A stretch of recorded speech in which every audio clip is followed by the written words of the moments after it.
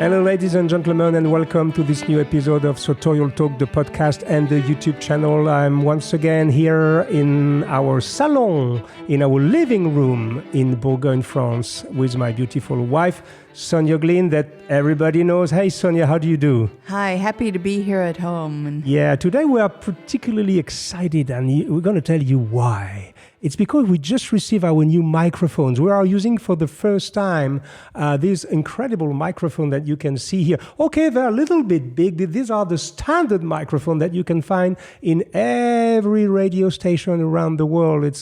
We have no sponsorship with them. They don't need us, believe me. But it's from Electro Voice and it's the RE20. We've been waiting for this microphone for such a long time because we had some complaints. You remember why, darling? I remember at first we had a big black pedal in our face, yes. And it was great for that fat bottom sound, but yes. It hid the face and the clothes a bit. And then we had a different mic that didn't cover a range of movement. So you sounded very robust because you were eating your microphone. Exactly. And I was moving around too much and sounded like the person in the background. And here we go with these microphones that have been around since 1968. Can you believe that? No. I was 5 years old when this model of microphone was built, and it's still made in America, actually. And we are very happy because the first thing that people were complaining was not because we wanted to have the podcast sound. Before that, we were using other microphones because we were only doing YouTube. But now that we are doing podcast and YouTube, we wanted to have this, we call it fat bottom sound, like a FM radio, you see?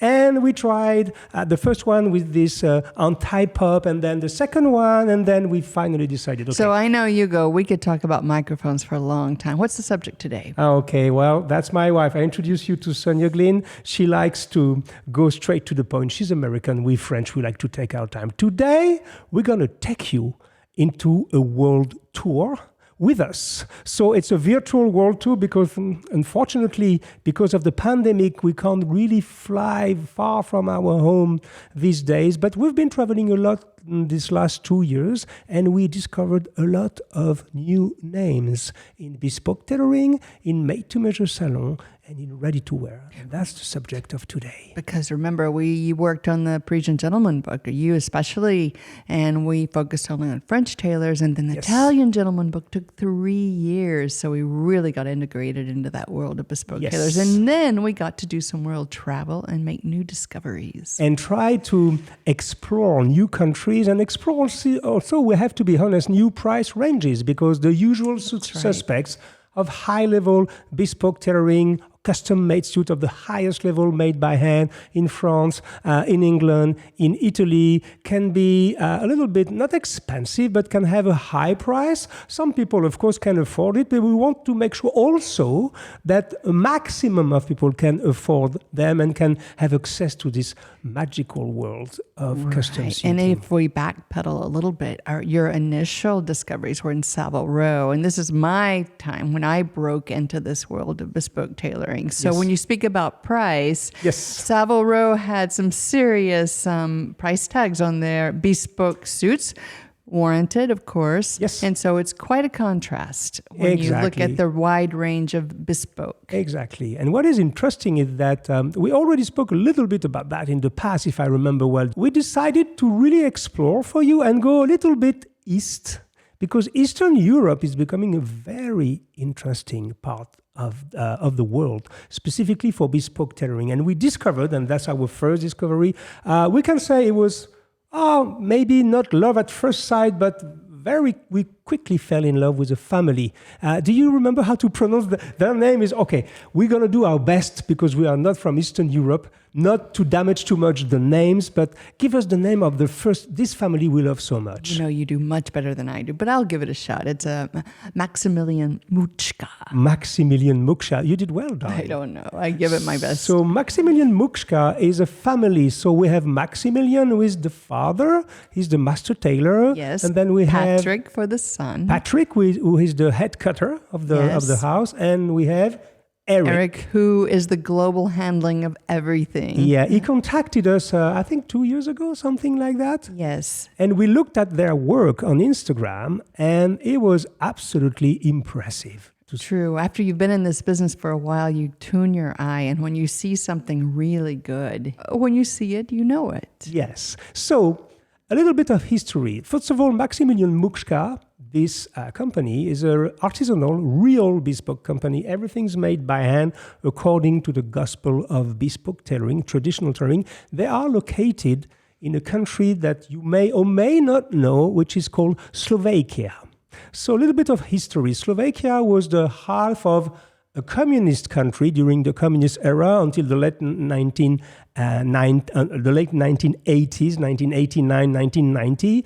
It was called Czechoslovakia. Yes. The capital city of Czechoslovakia back in the years was Prague. They say Praha in Eastern Europe. It was Prague. And then when the Berlin Wall fell and then the USSR collapsed, Slovakia and Republic Czech, literally, they're separated. Now, the Czech Republic is the capital city is Prague, and Slovakia, it's a smaller country, and the capital city is Bratislava. Tell us a little bit about Bratislava. Oh, Bratislava is a charming little place. When we went there, we had no clue about what to expect. And it's very clean. Yes.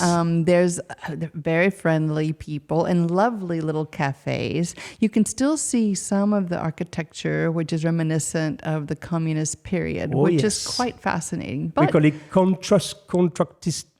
I'm sorry. But you know the what? Well kept. It hasn't dilapidated. Even if, no matter which era that these architecture buildings are from, usually the city of Bratislava takes care to take care of the buildings, which is nice. And some people may ask us, but why will you go? If it's real bespoke tailoring, you will have to need 2 or 3 fittings. How do you go to Bratislava? It seems like in the middle of nowhere, which is not true, because I think from Paris, from the airport of Beauvais, okay, it's not exactly the most accessible airport. You have, I think, 2 flights. I mean, pre-COVID, we don't know the situation now. So let's take everything we say now as we were not in the COVID situation. Of course, you have to check with all the restriction that can take place right now. But before that, there was 2 or 3 flights per day from Paris to Bratislava directly by Ryanair. But the most easy solution was to fly to Vienna, which is what, 30 minutes, 40 minutes away? Maybe less than an hour. Less than an hour drive. No, I mean,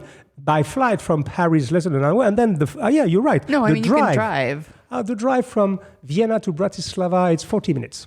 And you're going to pay a lot more for a bespoke suit in Vienna versus Bratislava, which is another subject. Well, I mean, it's not very fair to say that, but it's the truth, my friend. It's the truth. We're just here to tell the truth. The same suit, I even prefer the style of Maximilan Mucska in Bratislava than most of the tailors. You know why you may prefer the style? No. Because Maximilan once worked in the theater making costumes. The opera, actually. Oh, yes. It was a theater setting. But you're right. I thought he said the theater and opera. But we will clarify. Yes, so he's been making some very elaborate costumes, which may explain his extraordinary style of 1930s Hollywood. I would describe it. Fantastic. And so when you drive from Vienna to Bratislava, you literally, ladies and gentlemen, divide the price of your bespoke suit by 2, if not by 3. Because I think at Maximilan Mucska, I would say the average price of a real bespoke suit, I mean a real garment made by hand, 80 hours with several fitting,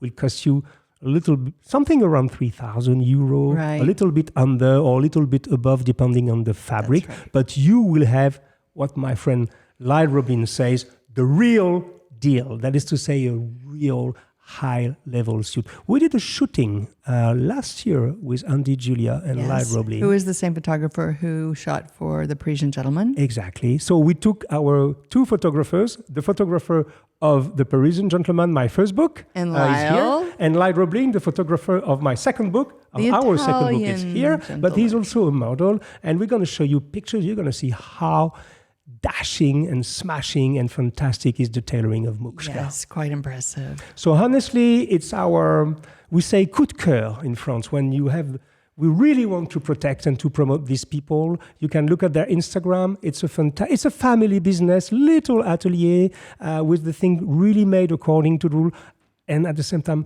extremely kind people.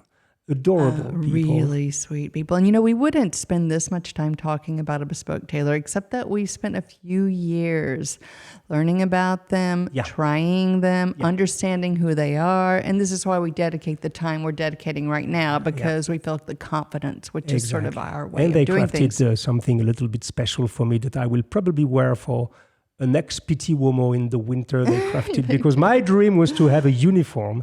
And as Maximilan Mucska has been crafting costumes for opera and theater, as he was able to craft for me some kind of military uniform from the past, but it's a secret. I just released a few pictures on the internet here and there, but I'm not sure which occasion I can wear this. Probably in white tie occasion, because or black tie occasions, but he did a wonderful job. So remember, Maximilan Mucska and his family. It's in Bratislava, in Slovakia, and it's absolutely genius. We love this family and their tailoring.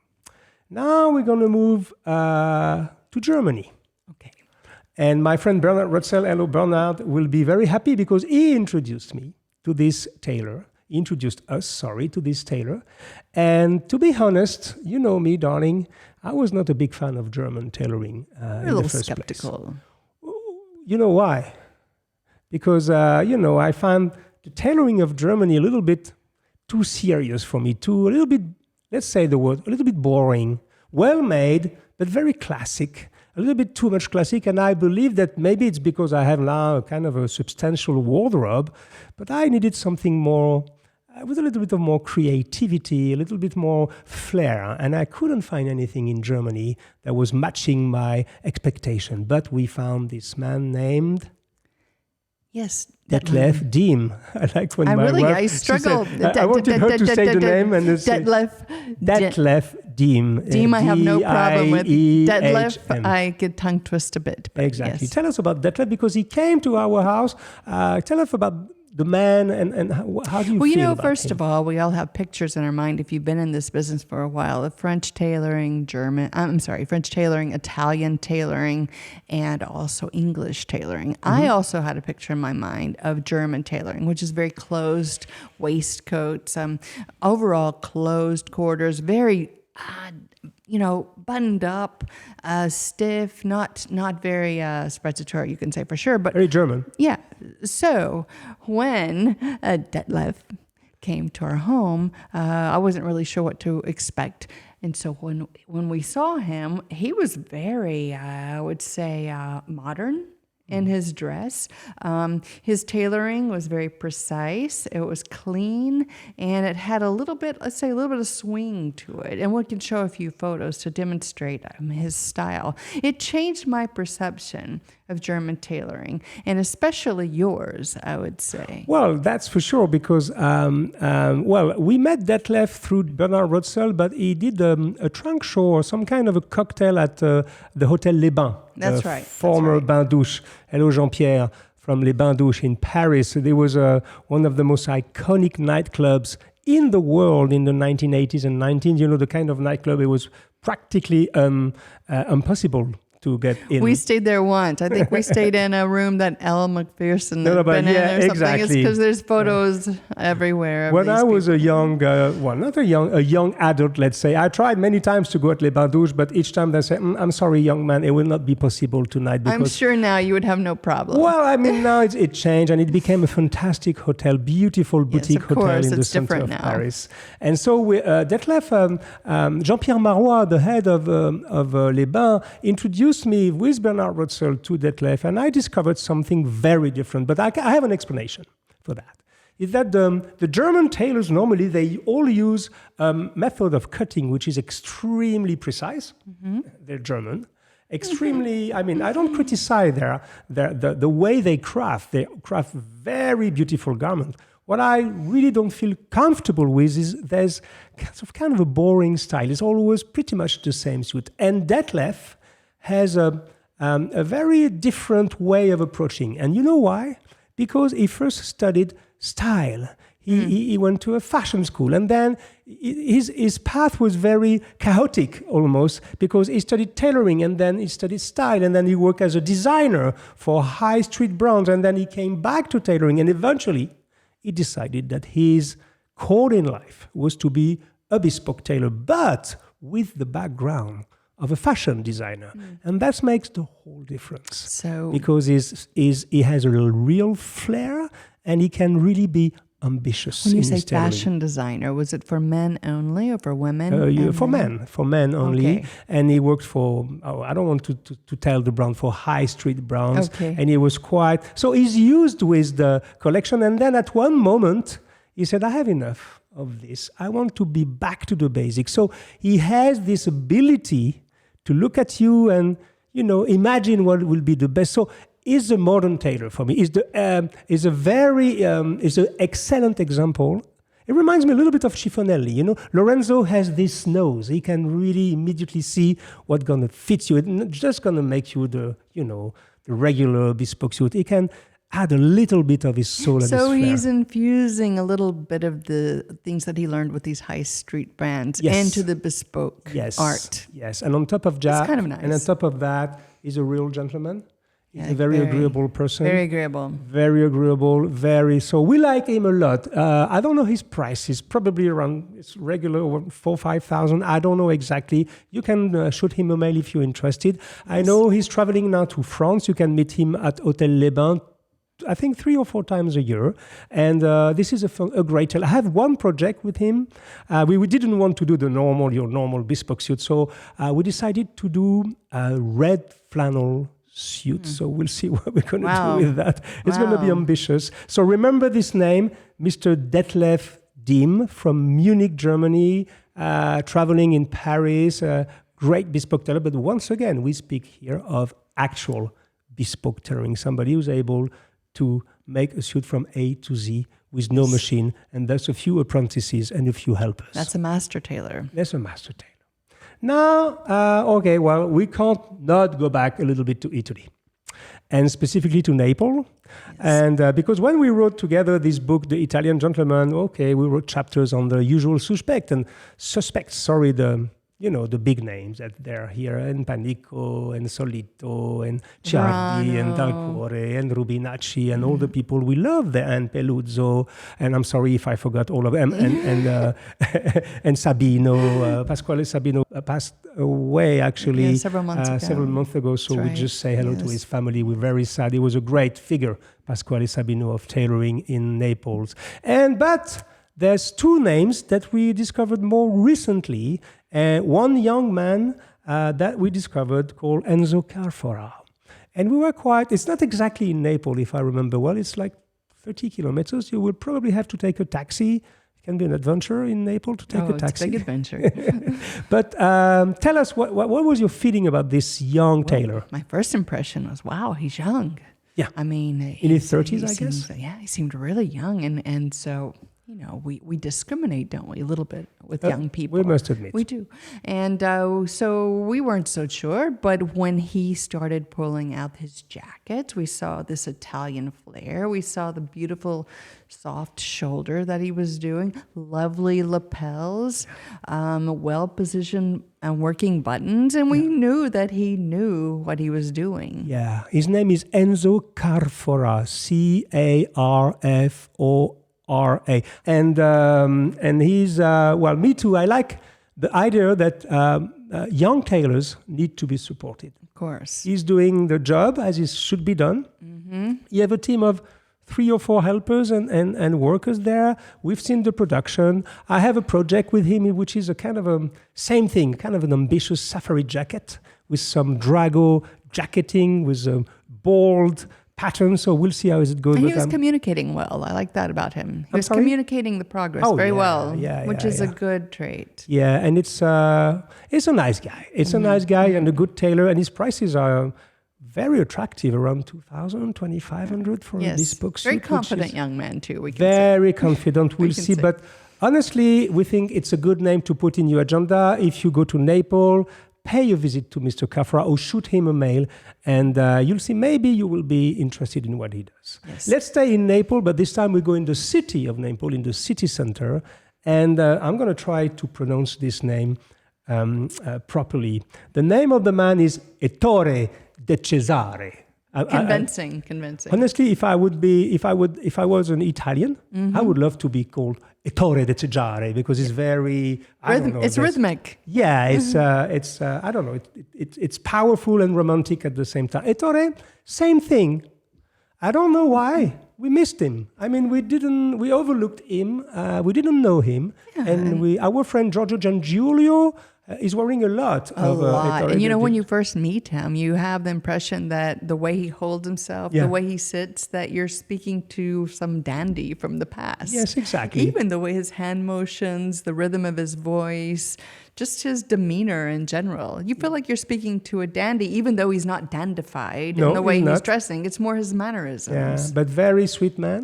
Yeah, and, very cool guy. You remember we've seen some stupendous overcoats. There was one model of overcoat. This overcoat gray with a chevron, if I remember, lovely. Was absolutely breathtaking. And same thing. A dinner jacket you tried, you just fell in love with. It was incredible. A plaid dinner jacket. A formal jacket. Yeah. It was more a black tie jacket, but in burgundy and yes, with a check with some, I think, piping. And you liked him because he took traditional formal wear and then made it very modern. Yes. Very talented tailor. Yeah, I have another project with him. It's a sport jacket with some bold patterns once again. And we'll see. But it's, I don't know his price is probably around, I would say 3,000, 3,500. I don't know exactly. Same thing. Apologize. We apologize if we don't know prices because, in bespoke tailoring, there's not a price on the garment. It depends on the fabric. It depends on the model. It depends on the hours time of work, that's going to be involved, of course. But it's, let's say, more quote-unquote affordable than in Paris or London or in Milano. But once again, you have to... We are talking here of the last two of the Napolitan style. So it's something less structured, is more comfortable, but it's two beautiful names. So you remember this name, Ettore de Cesare. It's in Naples, and it's a name to remember for sure. And now, for the last, not the last, the one before the last of our bespoke discoveries of the last 2 years, Oleg Khokhlov, Sarto, Russi, is a bespoke tailor from St. Petersburg. I think he's working also in Moscow, and I have a showroom in Helsinki, Finland. And tell us about him and his story. The surprising thing about Oleg is that he will take on any project. I mean, he's willing to meet the challenge. And of course, I am a bit of a challenge, and he did offer to work with me to make a suit. In fact, he came to our home, and he crafted the suit here. Sometimes you're wondering about these master tailors or cutters. Are they really doing all the work? Is someone else maybe doing the work, and they're taking the credit? Are they, like building a house? Is someone just contracting someone else to do the work? Well, I can tell you, Oleg is really putting his hand to the cloth. He's cutting, he's sewing. He is a real master tailor. And the reason I know is because Hugo and I invited him here, gave him his own wing area apartment with a table, a makeshift cutting table, and we saw his work in progress. Yeah, and he worked night and day. He worked night and day, yes. And when he made me a suit made from Harris tweed fabric, a beautiful cream Harris tweed from fabric. Harris tweed everything. It was a 3-piece suit, and wow! First of all, the trousers were spot on immediately. The vest, spot on. The jacket, okay. Took 2 or 3 adjustments. And now I have a gorgeous 3-piece suit with a lot of style, a lot of flair, nice fitting silhouette, close to the body but not tight. And he did the job. And the more I look at Sarto Russi's Instagram, I see that he's progressing at such a speed that's quite impressive. We like him a lot because we like hardworking people. We like people who are daring people. These people who say, okay, Mr. Jacomet and Miss Sonya Glyn, I want to show you my work. I'm going to... Detlev Diehm, he drove from Munich to come and see us. This man, Oleg Khokhlov, he flew from Moscow or St. Petersburg to see us and spend 3-4 days here with us. They come with the clothes, and they can immediately show us in real life what they're able to do. That's and right. Oleg, we were so impressed with his work that we invited both of them. Oh, we invited Mucska, we invited Diehm, and we invited Oleg to this meeting of tailors we did last December with Drago in Rome, where we gathered 25 among the best tailors in the world. And honestly, they deserve to be there. They do deserve. And I wonder if we will ever go to St. Petersburg, Russia. Yeah. I don't know. Maybe one day. Well, but I guess that Oleg, knowing him, if you shoot him a mail or a message on Instagram, he will come. This guy is a traveling tailor. Yes. Okay, good name, Sarto Russi, Oleg Khokhlov. On top of that, he's a delicious guy. Okay, his English is not perfect. Nope. He speaks English slowly, but he does speak English. He understands more than he speaks. Yes, it's a very quick mind, and we like him. We don't know exactly his prices. I would say around 3,000, probably in the same area. But you can discuss this with him directly, and it was one of the great discovery of last year. Then there's a last name in bespoke tailoring we want to share with you. We didn't see them in real life for the moment. And they are from Poland. Spell out the name first so people can perceive So the name is Tarasenko, and it's Tarasenko.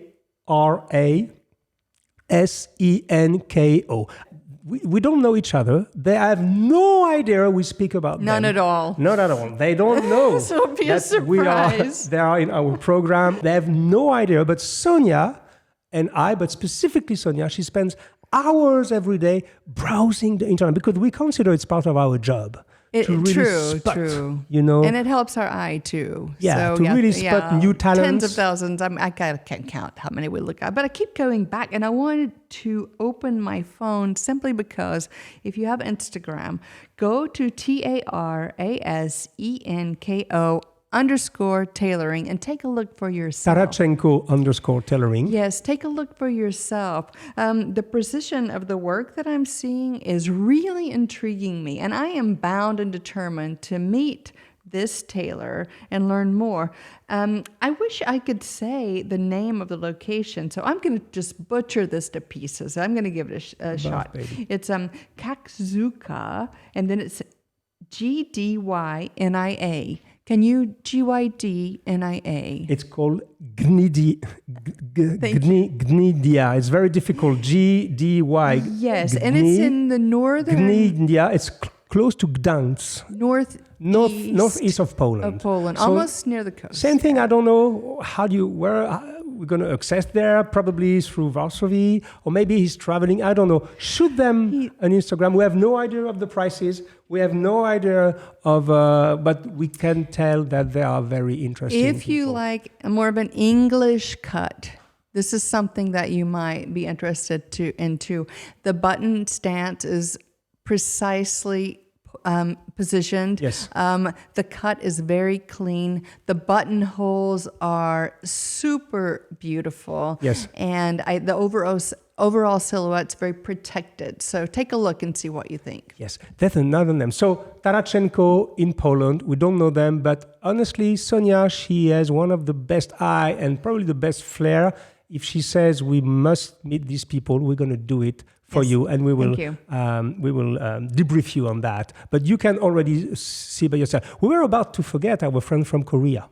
Oh, no, we wouldn't. Yeah. Lento Ma Forte. So when you say Lento Ma Forte, it sounds very Italian, and I think they did it on purpose. They are in Daegu, South Korea. So there's some people who are living in Daegu, South Korea. It's a big city. I've never been there, but we invited them to our tailor dinner because we wanted somebody from Korea. You know that Korea, maybe you don't know, but it's one of the most dynamic countries in bespoke tailoring. There's a lot of new bespoke tailors that are opening their shop because Koreans are very interested in this artisanship. And I've been following he calls himself CEO Cutter. I don't know why. The cutter of this tailoring house for, 5 years, 6 years. Mm-hmm. Very reliable place and definitely beautiful work. Very interesting. So it's called Lento Ma Forte, means slowly but strong. Something like that.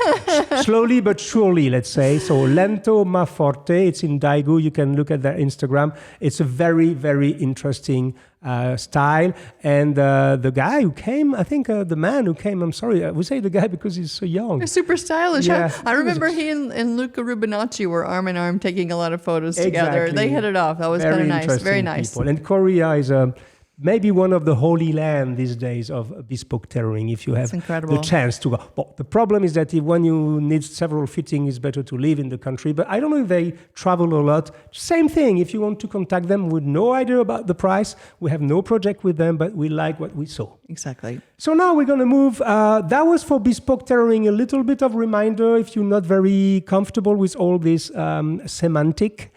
Bespoke tailoring is traditional tailoring made by hand from a pattern made for each client uniquely. So this is the summit of the pyramid. This is the mostly traditional and artisanal tailoring in the world. And then just under that, you have what we call made to measure. So the made-to-measure industry is very different from bespoke tailoring because you are measured. So the same thing, you can choose your fabric, you can choose if it's double-breasted, single-breasted, you can choose the lapels, you can choose the details. But the difference is that you don't have several fittings. They measure you, and then they send your measurement to a factory, sometime close, sometime far away, and then the suits come back ready.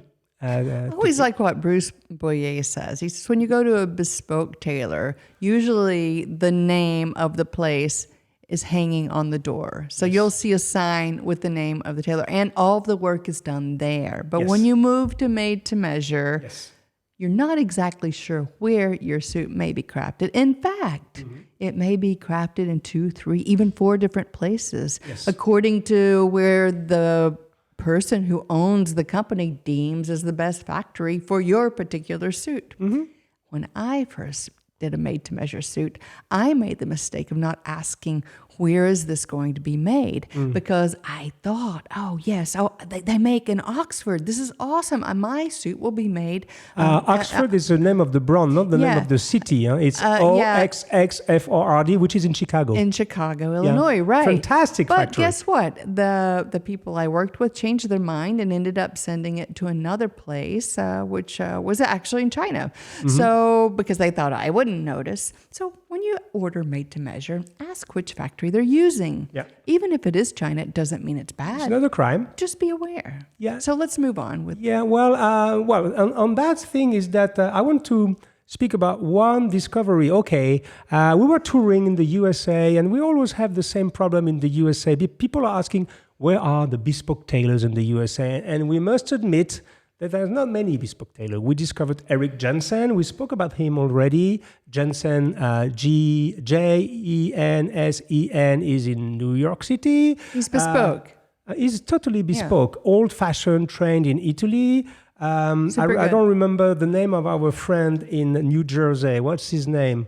Joseph Genuardi. Good job. Joseph Genuardi. So his name sounds... Just remember Genuardi. Genuardi. He's in Hoboken, what's the name? Hoboken, I think. Hoboken, New Jersey. So it's very close to New York. Very nice traditional bespoke tailor too. We visited Manalo Costa, who does some made-to-measure and some bespoke. And then, but we found something. One day, we had an appointment with these people, and I must admit, I was reluctant a little bit to go there. You were reluctant. Well, it was not out of... we never look down on anybody, but you know, you have to try a custom-made suit, which is, you don't know exactly what is made, and they're not tailors directly, it's more stylists. I was reluctant, but I was happily surprised. So very happy, or you would not be speaking about him right now. That's right, of course. So... actually, the name of this company is called Enzo Custom. Okay, Enzo Custom. They try to sound Italian. They're typically American. And it's quite a successful company. So the concept is totally different. You walk, we met them in New York, right? We met them both in Washington and New York. Okay, because we contacted them in Washington and then we met them in New York, if I remember well. I don't even know if they're still open now with the COVID, I don't know, but Enzo Custom. So they have one showroom in New York, one in Atlanta, now one in Louisville, one in Washington, and I guess one in Chicago, but I'm not sure. 6 or 7 around the country. And so the concept is like that. You enter. It was difficult to find. It's not. It's not a store. It's like a showroom in the stairs, and it was like 6th or 7th floor, and we enter a place with marble. And people are smiling, it smells good, there's a lot of fabric everywhere. Mm-hmm. You are immediately asked if you want a glass of wine, which is for us and important. No, they're not all the same, but the more higher level Enzo Custom places, it's almost like you're walking into a movie set. Yes. There's a lot of classy people walking around. They're giving you a lot of attention. Yes. I mean, it's a good vibe. Yeah. They put a lot of efforts, in welcoming. You finish after 5 seconds. You have a glass of Chardonnay. Okay, not Bourgogne wine, but they will progress maybe on that. We're gonna help them. But a good white wine of Chardonnay, and then you have an appointment with the guy, and you start to look around, and he's proposing you, what do you want, a suit, a jacket? It's very relaxed. A lot of fabric to choose from. A lot of fabric. And then I decided, okay, I'm quite seasoned, as you can imagine on that. I said, okay, let's do a simple single-breasted jacket, normal with peak lapels. Because Hugo never had an MTM before. I'm sorry? You never had a completed MTM before. No, that was my first experience. Completed, so yes. I wanted to go fast. Yes. And so I chose a kind of a pink, we call it vieux rose in French, old pink. Because you wanted a pink suit forever. Yes. And if you are following us on YouTube, or if you are not, you go to Sartorial Talks, and we did a confinement episode where we were only Sonya and me in our little bungalow in the middle of the forest of North Georgia. We shot this in the kids' room, so I'm in between two small beds with an iPhone, and it's one of the most successful episodes we did lately about watches, the most elegant watches in the world. 15 elegant watches, something like that. Yeah, I don't remember the number exactly. And now I'm wearing this suit. And you got so many comments. Yes, and everybody said, where this suit is coming from? And so it's coming from Enzo Custom. Yes. And I think the price was something around $800. Yeah, you got all the bells and whistles, so I think it was closer to $900. Yeah, but maybe come on, it was under $1,000. You got the larger lapel, yes. and you got the nice buttonhole. Yeah, and it was really, really interesting. Beautiful, really. Well, it's a company. I don't know where they stand now with the COVID, but it was a nice experience.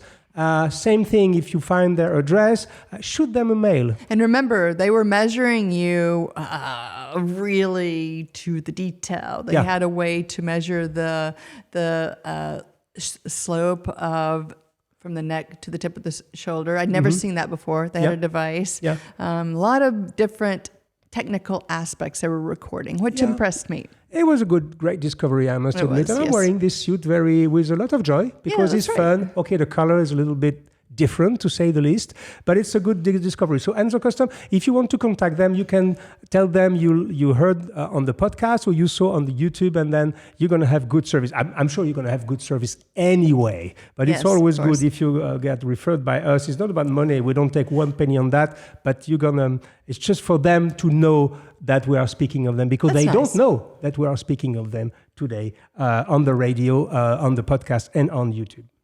On our radar on MTM, we have a good friend in Paris, Frédéric Costa. Hello, Frédéric. Many of you may know Frédéric for his beautiful ties and beautiful shirts. It's Howard's. How you would pronounce it? We say Howard's. Howard's in Paris, very famous for ties and accessories. How do you say it? How do you say Howard's? Howard's in French. Oh, wow, okay. I didn't know you silenced the H. That's news for me. So now we say Howard's because we're just French. Interesting. Sometimes I can take my French accent if you like this. We say Howard's. I know you can. And many people back in the years were taking some English-sounding words because for us, English was the epitome of the elegance. But nevertheless, Frédéric Costa, our good friend, he decided, I think last year, to offer now some made-to-measure suits and jackets. And so far, we didn't try it. We didn't even see anything in real life, but we saw some nice pictures on the Instagram, and knowing him. He has a lot of experience with shirts. He's been working for years with crafting shirts with different people. So he had experience in morphology. Yes. Maybe that's why he's doing a good job. Very good taste. Yes, he does. He's a very reliable man, super kind. So one advice, if you go there, check Howard's in Paris, their new MTM. I'm pretty sure it's probably around 1,000. I don't know exactly the price. Sorry, Frédéric, if I didn't give you a call to speak about the price. But I think it's very promising. And knowing the man, he will do everything he can to satisfy you. Yeah, so we can say we love the pictures because we've been looking a lot. So anyone that goes to Howard's in Paris and tries out his suit, please leave in the comment section some feedback. We can say that he is probably the most reliable person that we know, or at least in the top 5. One of the very most reliable which gives you a lot of And he's very passionate too. So if you go there, don't be in a hurry. Because they love, there's Quentin also, Planchenoz, our friend working there. They're gonna, if you can easily stay 1 hour speaking, even if you only buy a tie. Yes. Which is something also that we like. Everybody say, speaking about the death of retail, yes, but I explained to you why. Howard's, when you go there, you stay there. And this is what is missing in these big malls. You have no personal contact with the people. That's right. Here, when you go, it's the same at Diehm in Brussels, it's the same at Santa Eulalia in Barcelona, it's the same at, we have also in our family, we have Gwyn's of Mount Pleasant in Charleston. That's right. And we know the boss, Mr. Marshall, is indirectly from our family. You go there because you want to have a contact. Passion is still very important. So when people say, the retail is just, no, it is not dead. What people want, they want to have the best quality, the best prices, the best value, but nothing will ever replace human contact. And Howard's is a very good example. It's a tiny boutique, but when you go there, you can stop, you can have a coffee, you can speak about ties for 2 hours. Even if you buy nothing, it doesn't matter.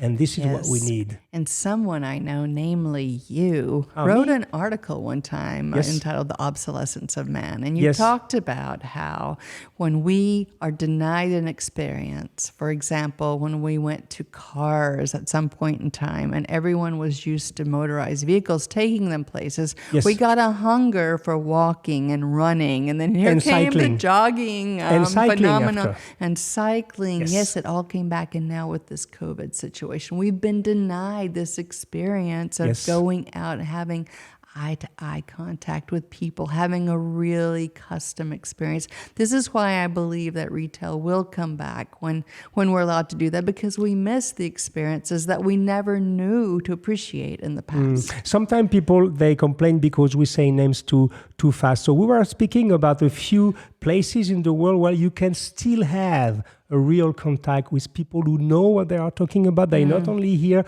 to sell you something as fast and as expensive as possible. And they're not rushing you. They're not rushing. So we are talking about Howard's, of course, in Paris. We were talking about Santa Eulalia, which is a beautiful family department store in Barcelona, Spain. We were talking of Maison de Gand, Pierre de Gand and Erwan Campus and all the team in Brussels, probably one of the most incredible men's store in the world. And you can stay here, you can... it's a very relaxing place. We're talking of Mr. Marshall and Madison that we know personally. She's from our family now.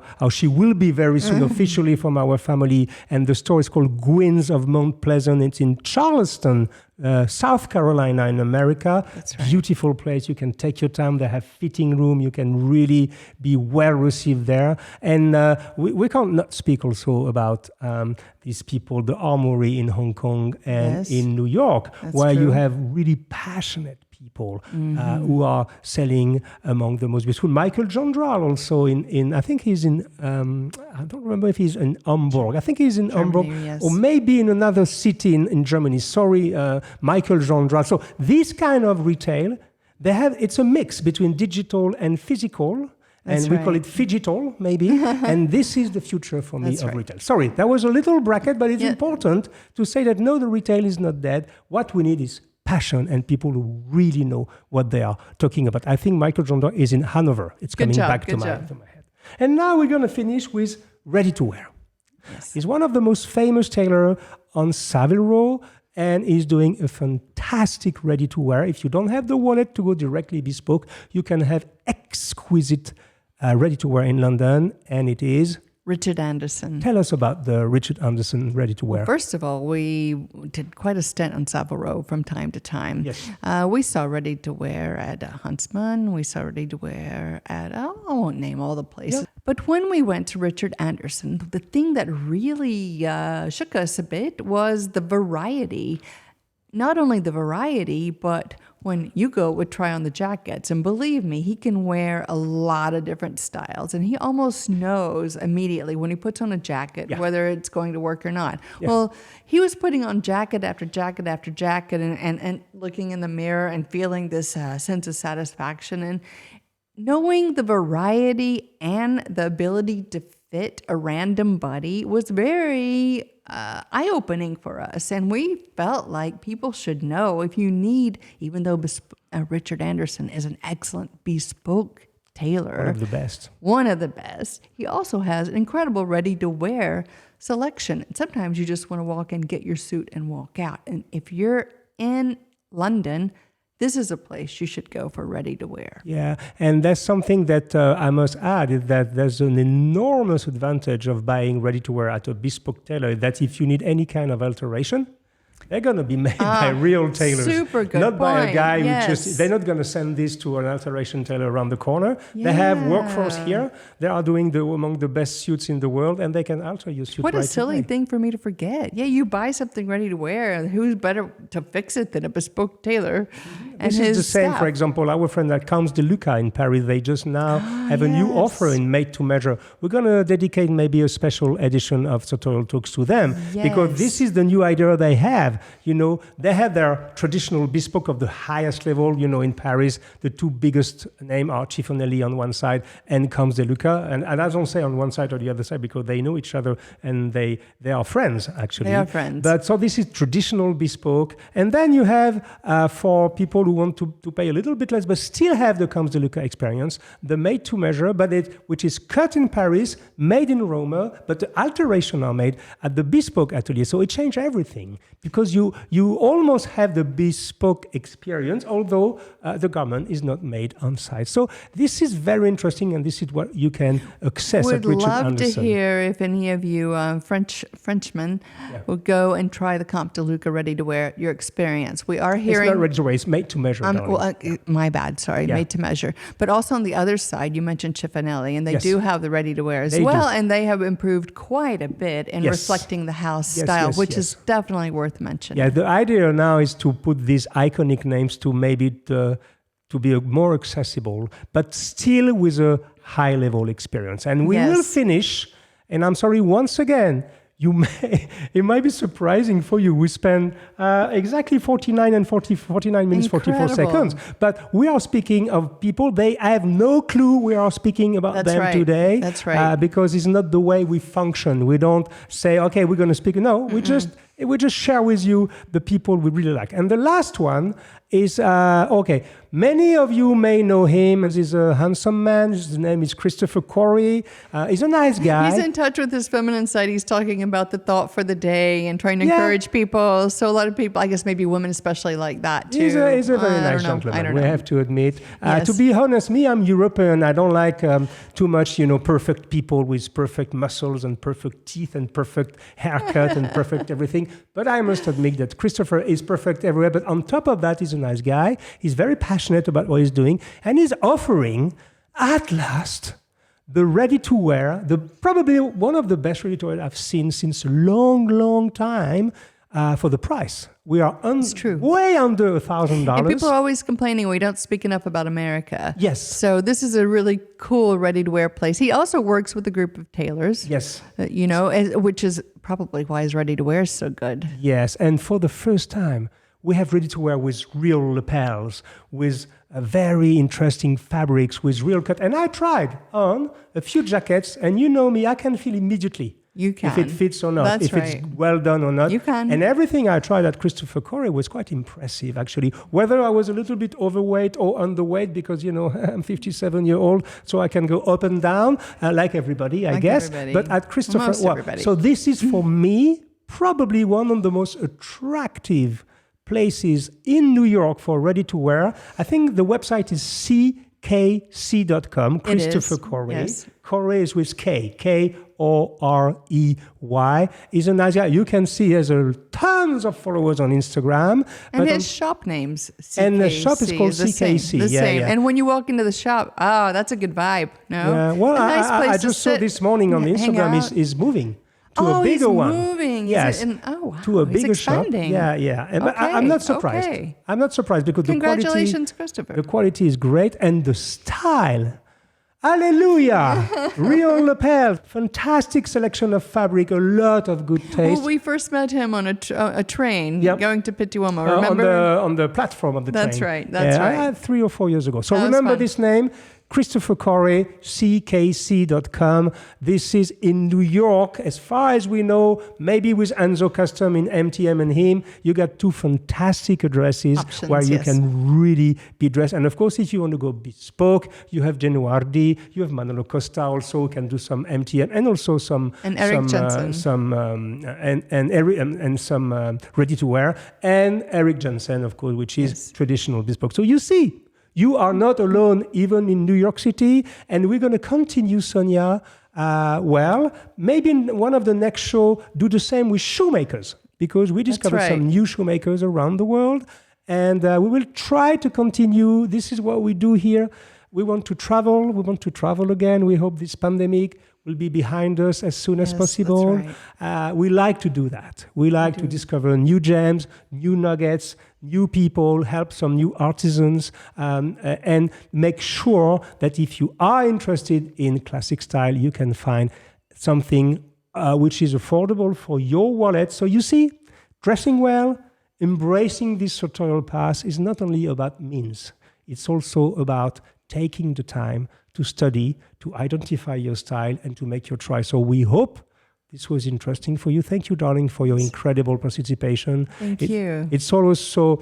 We have a blast doing what we do. We do, and I don't even know the time's passing. No, I just have to say something just for 1 minute. We never do promotion, and sometimes people say, why don't you say it? Because so many people say, how can we support this show? How can we participate? We have a Patreon page, which is quite successful. We are very blessed with it. Since 2 years, we have between 230 and 260 patrons who are giving us, the different tiers from $3 to hundreds of dollars per month. And then our commitment was to buy equipment little by little to improve our production quality, but also our production frequency. And this is what we do now. Today we are using 6K cameras, 3 of them that we bought. We bought a live switcher to do some high-level live. We are broadcast ready. I'm so happy. We just received these today, so we're using the money to reinvest. Exactly. We're using this Electro Voice RE20. I'm passionate with sound. These are iconic microphones. So we invest the money as we promised. And thanks to our patrons, we want to go further. If you love what we do, if you want to support us, please visit patreon.com/sartorial talks. I'm doing my American. I never do this normally, but sometimes it's good to know because a lot of people want to know that. Okay. Thank you for listening. Thank you for following us. Bye, everybody. See you soon everyone. on a new episode of Sartorial Talks. Bye-bye. Bye. Thank you.